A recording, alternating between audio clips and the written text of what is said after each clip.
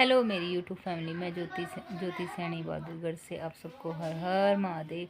शाम हो गई है और शाम होने के साथ साथ खाना वाना भी कर दिया। बच्चों को चावल बनाए थे, वाइट राइस, तो सब्जी रखी हुई थी तो बच्चों ने सब्जी के साथ ही खा लिए थे। मैंने भी थोड़े से खाए थे दोपहर में। अभी मुझे भूख नहीं है, भूख बहुत कम लगती है। थोड़े से खाए थे, एक कटोरी में चावल खाए थे, तो भूख नहीं है और बच्चों ने खा लिए। मैंने बर्तन भी कर दिए शाम के। शरीर में इतनी एनर्जी नहीं है कि मैं बैठ के बात कर सारा दिन पड़ी रहती हूँ। काम करते हुए पड़ जाती हूँ, काम करते हुए पड़ जाती हूँ।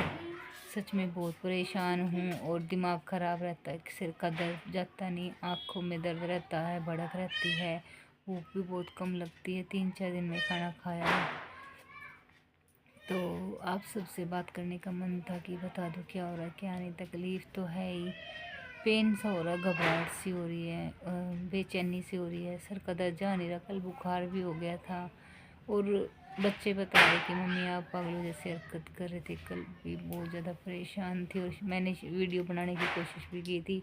मैंने देखी वो वीडियो, मैंने डाउनलोड भी कर रखी है, मेरे से वो वीडियो भी नहीं बन पा रही थी। दिमाग सच में काम नहीं कर रहा था कल, तो क्या बनाती क्या नहीं। मैं खुद हैरान थी कि मैंने कल वीडियो बनाई भी और डाल भी रखी है, जिसमें सच में मेरे खुद ये समझ में नहीं आ रहा कि मेरी हालत कैसी हो रही थी। अभी भी चेस्ट में थोड़ा पेन है और सच में बहुत कमज़ोरी आ गई शरीर में, बहुत ज़्यादा कमज़ोर हो गई। इतनी कमज़ोर तो शायद मैं शादी से पहले ही थी। कभी इतनी पतली हो गई जितनी मैं आज पतली हूँ ना, इतनी पतली मैं शादी से पहले थी। तो बहुत ज़्यादा कमज़ोर हो गई हूँ। वेट भी शायद 60 केजी हो गया है, शायद 60 होगा, क्योंकि जिस हिसाब से मेरी हेल्थ थी उस हिसाब से तो मेरे में बहुत ज़्यादा कम हो गया है।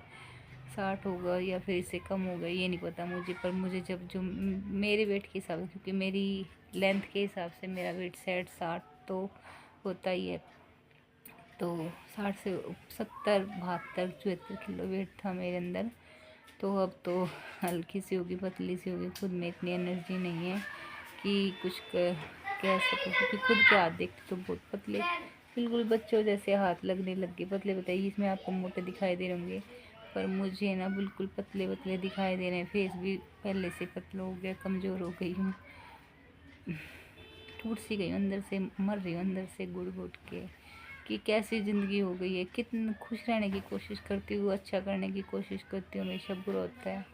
एक सच्चाई ज़िंदगी की खुद ने सीखी है कि जितना अच्छा इंसान होता है, जितना उसका मन साफ़ होता है, जितना वो लॉयल होता है, जितना वो अच्छा करने की कोशिश करता है, जितना वो अच्छों का अच्छा सोचता है अपनों का, उसको उतना ही भुगतना पड़ता है, उतना ही दर्द होता है, उतनी ही तकलीफ़ होती है। और ये भुगतना मुझे भी पड़ रहा है। कलयुग है ये, कलयुग में नेगेटिव इंसान अच्छे से रहते हैं और पॉजिटिव इंसान तरसते हैं, रोते हैं, बिलखते हैं। मेरी तरह बहुत होंगे, आप सब भी होंगे, बहुत से। बहुत तो ऐसी ज़िंदगी है जिसमें वो सोचता भी होगा कि आज के टाइम में गलत इंसानों का सही है और सही इंसान गलत हैं, यानी कि अच्छे का कोई नहीं और बुरे के सब हैं। सबके मन में आता होगा ये सवाल और जवाब। खुद में ये भी कर, अभी आप सब भी ये सोचते होंगे कि क्यों ना मैं भी दूसरों के जैसा बन जाऊं, पर बना शायद नहीं जाता, क्योंकि मन से ये होता है कि अच्छाई करते रहो, कर्म करते रहो, फल की चिंता मत करो। यही मन से निकलता होगा, मेरे तो यही मन से निकलता है। अगर अच्छाई छोड़ दी तो फिर दूसरों के जैसे, दूसरों में हमारे में फ़र्क क्या रहेगा। तो मुझसे अच्छाई छोड़ी नहीं जा रही और ये दर्द तकलीफ सही नहीं जा रही, सच में नहीं सही जा रही। टूट सी गई हूँ, मर सी गई हूँ। मेरे अंदर से जैसे ना जान निकल रही है थोड़ी थोड़ी करके। ऐसा हो रहा है जैसे सांसें नहीं टूटती हैं, ऐसे टूट रहे हैं। तकलीफ़ है, किसी को कह नहीं सकते, बोझ हो रहा है खुद का। बहुत गंदे गंदे बहुत गंदे गंदे दिमाग में विचार आते खुद के लिए, पर क्या कर सकते हैं, कुछ कर भी नहीं सकते। कई बार कभी कुछ करने का मन करता है, कभी कुछ करने का मन करता है। मन करता है यानी कि होता कुछ ऐसा नहीं है, मन करता है। मन तो आपको पता ही है कैसा होता है, चंचल है। इंसान को दुख दर्द तकलीफ़ में अच्छा सिखाएगा या बुरा सिखाएगा, करना क्या है क्या नहीं, वो तो हमारे ऊपर डिपेंड है कि हमें क्या करना है क्या नहीं। तो रात शाम का सारा काम कर दिया था, बर्तन वगैरह कर दिए थे, बच्चों ने खाना खुना खा लिया और बर्तन वगैरह कर दिए थे, रसोई साफ़ कर दी। मन तो था ये आज आलू गोभी की सब्ज़ी बनाने का, पर इतना चावल रखे हुए थे तो क्योंकि बच्चे आने से पहले मैंने दोपहर में बनाए थे तो बचे हुए थे और सब्ज़ी भी बची हुई थी, तो फिर बच्चों ने मैंने वही खा लिए। क्योंकि बचे हुए फिर ख़राब करने का क्या फ़ायदा, क्यों अन्न का अपमान करना, अन्न ख़राब करना, यानी इतना अन्न का अपमान नहीं होता, मेरे से ख़राब भी नहीं हुआ। तो बचे हुए थे, एक्स्ट्रा ही बचे हुए थे थोड़े से, तो वही खा लिए थे। कल बना लेंगे आलू गोभी, तो फिर यही खा लिया और पेट भर गया। बाकी सोच रही हूँ कि क्या होगा क्या नहीं, तकलीफ़ बहुत ज़्यादा हो रही है, सह नहीं जा रहा, अंदर ही अंदर घुट रहे हैं, मर रहे हैं, टूट रहे हैं। ये भी नहीं कि कोई कुछ कह रहा हो, कुछ हो रहा हो, पर अपने आप ही अंदर से शरीर ख़त्म होता जा रहा है। अब तो कोई ये भी नहीं कह रहा ठीक है, हाँ, पर जो वो बातें बोली हुई हैं वो मन पे घाव कर गई हैं, वो घूम रही है, दिमाग से निकल नहीं रही। अजीब सी ज़िंदगी हो गई है, खुद से सोचने पे मजबूर हो गए कैसी ज़िंदगी है, कैसे हंसे, कैसे खिलखिलाए, कैसे अपने आप को संभालूं। संभाल नहीं पा रही, सच में नहीं संभाल पा रही, पता नहीं कैसी हो गई हूँ, खुद को ही नहीं संभाल पा रही। इतने टाइम से संभालते संभाले बहुत संभाला खुद को, इससे भी बुरे बुरे दौर से निकली, पर शायद जब कोई बाहर का तोड़ता है तो शायद इंसान उस चीज़ का जवाब सामने वाले को दे सकता है, पर घर में जब कोई तोड़ता है तो शायद उसको वो जवाब नहीं दे पाता, और घर में तोड़ने से तो इंसान टूट ही जाता है। ऐसे इंसान जो तोड़ता है, जिससे कोई उम्मीद नहीं होती कि ऐसा भी ये करेगा इतने टाइम के बाद, तो तब इंसान ज़्यादा टूटता है कि ऐसा भी हो सकता है। और सोचता भी है इंसान कि अगर इतना सब किया तो किसके लिए किया, आज तक कर रहे थे तो किसके लिए कर रहे थे, इतना करने के बाद भी क्या किया, क्या मिला और क्या नहीं। तो तकलीफ़ तो है इस चीज़ की कि अपने लिए कुछ नहीं किया। एक चीज़ दिमाग में आ रही थी कि सबके पास घर नहीं होते, खासकर बेटियों का कोई घर नहीं होता। ये सच्चाई है कि बेटियों का कोई घर नहीं, ना मायके ना ससुराल। सरकार देख सब कुछ रही है, सुन सब कुछ रही है, सोचती कुछ नहीं है। एक चीज़ की मुहिम निकाली थी, मेरा मन कर रहा है कहने का, शायद ये बात कईयों की किसी के ऐसे के इंसान के कान पड़ जाए कि हम जैसों की हेल्प हो जाए। अगर सरकार 100-100 गज के प्लाट या 50-50 के खर्च के प्लाट या घर बना के दे रही है, तो क्यों ना ऐसी मेरे जैसी कितनी बहनें होंगी जिनका कोई सहारा नहीं, कोई घर नहीं, कोई बार नहीं, तो हम जैसों को क्यों नहीं दिए जाते। हमारा कुछ है ही नहीं जिसको ये कह सके कि हमारा घर हमें भी तो दिया जाए। सरकार हम जैसों को क्यों नहीं देखती कि औरतों को भी दिया जाना चाहिए, चाहे 50 गज घर का प्लाट दो। ऐसी कोई मुहिम क्यों ना निकालते कि मेरी जैसी बहनें जो रो रही है, घुट घुट के मर रही है, तकलीफ सह रही है, दर्द सह रही है, जो ऐसी ऐसी सिचुएशन से निकलना चाहती है, हम जैसों को क्यों नहीं दिए जा रहे वो प्लाट।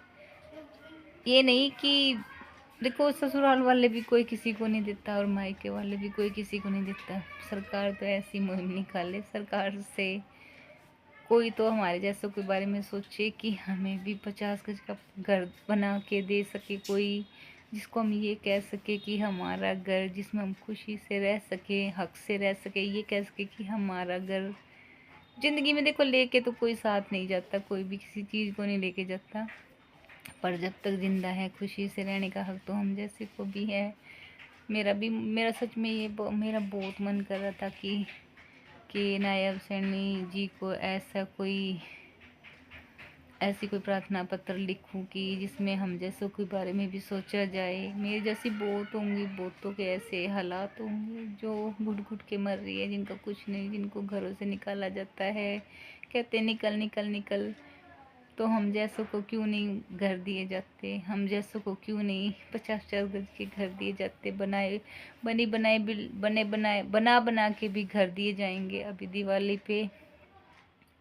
तो प्लीज़ हम जैसों को भी प्लीज़ कोई 50 गज का घर दे दीजिए, क्योंकि औरों के पास चाहे प्रॉपर्टी हो, चाहे मकान हो, चाहे कोई किसी को नहीं देता। सारी उम्र जलील करते हैं, गालियाँ देते हैं, गंदा बोलते हैं। तो हम जैसों के बारे में भी सोच लो, कोई सोच लो कि हम जैसों को भी कोई 50 गज का घर, जिसमें एक कमरा रसोई हो, जिसमें हम कह सकें कि हमारा घर हमारे जैसों को भी दे दो, हम जैसी औरतों के बारे में भी कोई सोच लो, हम जैसे के बारे में भी हमारी ज़िंदगी कट जाए, सुख से कट जाए। हम जैसों को भी कोई ऐसा मकान कोशिश कर, मायके वाले नहीं देते, ससुराल वाले तो वैसे भी नहीं देते, टिकने भी नहीं देते। कोई किसी को मार देता है, कोई जलील करता है, कोई जला के मार देता है, कोई फांसी खा लेती है, कोई पानी में कूद के डूब जाती है, कोई रेल के नीचे आ जाती है। यानी बेबस है औरतें।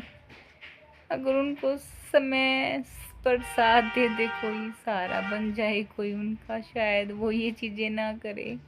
औरतें ना आखिरी दम तक अपनी बात बताने की कोशिश करती है, हर किसी को आखिरी दम तक बहुत कोशिश करती है अपने मन की बात बताने की, अपने अंदर की घुटन जो वो घुट रही है, जो वो बीत रहा है उस पर वो बताने की, जो वो सोच रही है वो सब बताने की आखिरी दम तक कोशिश करती है। एकदम से हार नहीं मानती औरतें, सच में बताने की कोशिश करती हैं। उनकी बातें सुनी नहीं जाती, इग्नोर की जाती है, वो अंदर अंदर घुट जाती है। और जब वो खुद से हार जाती है, टूट जाती है ना, तब वो ऐसे ऐसे कदम उठाती है। नहीं तो कोई और जल्दी से काम करके खुश नहीं है। इतना मैं एक बात बताती हूँ औरतों के बारे में। औरतें ना शायद एक बार खुद के बारे में सोचना बंद कर दे, पर बच्चों के बारे में सोचना बंद नहीं कर सकती। अधिकतर औरतें बच्चों की वजह से घुटती रहती है, जिंदगी निकाल भी देती है, पर सब नहीं कर सकती। जब अंत आ जाता है ना उस चीज़ का, या फिर सब्र अंदर से टूट जाता है, मर जाती है, तकलीफ सहना बिल्कुल ही अंदर से ख़त्म हो जाती है, अंत हो जाता है, तब जाके कुछ औरतें ऐसा कुछ करती है। नहीं तो कोई करके कोई भी औरत ऐसा करने से पहले 10 बार सोचती है। और प्लीज़ एक गुजारिश है सरकार से कि हम जैसी औरतों की तरफ ध्यान दे प्लीज़। हम जैसी औरतों को ऐसे नरक की ज़िंदगी से निकाले जिस ज़िंदगी में हम रहना नहीं चाहते, ऐसी ज़िंदगी से निकाले जिसमें हम घुट घुट के मर रहे हैं, तड़प रहे हैं। हम भी ज़िंदगी में आए हैं, हम भी जीना चाहते हैं। मेरी जैसी बहुत बहनें होंगी जो रो रही होंगी, बिलख रही होंगी, तड़प रही होंगी, घुट घुट के मर रही होगी, चाहे किसी के लिए कितना ही कर ले। और एक चीज़ और, ना तो कोई हमें पैसे कमा के देता है, ना हमें कोई जीने देता है, ना हमें कोई टिकने देता है, ना हमें खुश रहने देता है। और हम अगर खुद के पैरों पे खड़े होके कुछ करना चाहें, यानी जॉब करना चाहें, तो उस चीज़ पे भी हमें रोका जा रहा है कि अगर जॉब करनी है तो घर से निकलो, यहाँ नहीं रह सकते। ऐसा हो रहा है हमारे साथ, ना हम कर सकते ना करके खा सकते। हमें पिंजरे में बंद करके कैदी की तरह रखा जा रहा है। मेरे साथ ये कंडीशन रखी गई कि इस घर में रहना है तो जॉब नहीं कर सकती, कुछ काम नहीं कर सकती, नहीं तो इस घर से निकल के काम कर, इस घर से निकलना होगा। तो ऐसी नरक की ज़िंदगी से जीना तो अच्छा है। तो कई बार मन करता है कि मर ही जाए, पर मैं मरना नहीं चाहती, मैं जीना चाहती हूँ। क्योंकि ज़िंदगी एक बार हमें भी मिली है, हम भी ज़िंदगी में खुश रहना चाहते हैं, बार बार ज़िंदगी नहीं मिलती। तो हमारे बारे में भी सोचा जाए, हम भी जीना चाहती हैं। माँ बाप के घर में सपने पूरे नहीं करने दिए, बोले कि अपने अपने आगे जाके करना। आगे वालों से सच में कंडीशन रखी थी कि पढ़ने दोगे, जॉब करने दोगे, तब तो हाँ भर ली शादी के लिए, क्योंकि शादी करनी थी उस टाइम पे इनको, तब तो हाँ भर लेते हैं। फिर इनके घर पे लाके इनकी मर्जी के हो जाते हैं, जैसे किसी ने बेच दिया। और सच में कह दिए जैसे हो गए हैं कि अपनी मर्जी से ना जॉब कर सकते हैं, 2 पैसे नहीं कमा सकते, कुछ कर नहीं सकते, जी नहीं सकते, खुश नहीं रह सकते, खुशी के पल अपने लिए निकाल नहीं सकते, कहीं आ नहीं सकते, कहीं जा नहीं सकते। तो प्लीज़ हम जैसों के बारे में सोचो, प्लीज़ कोई तो सोचो कि मेरे जैसी बहुत होंगी, बहुतों के मन में ये ख्याल आ रहे होंगे, कुछ कह नहीं पा रही, कुछ कह सकती हैं, कुछ नहीं कह पा रही, किसी के पास कोई कहने के लिए नहीं होगा, मेरी जैसी की तरह कोई सुनने वाला नहीं होगा। मैंने यूट्यूब का सहारा लिया। मेरे मन में जो बातें होती है मैं मेरी यूट्यूब फैमिली को बता देती हूँ।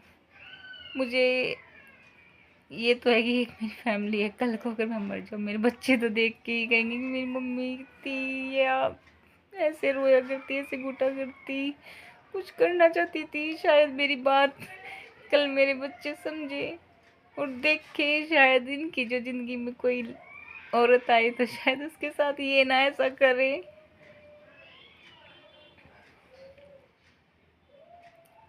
सच में औरतें घुट रही हैं, कैदियों की तरह रह रही है, पिंजरे के अंदर रह रही हैं।